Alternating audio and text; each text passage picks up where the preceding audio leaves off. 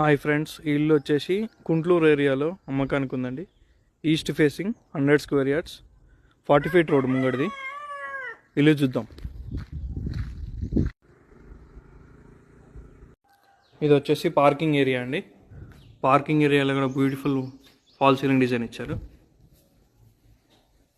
ఇది వచ్చేసి hall, beautiful design ఉందండి.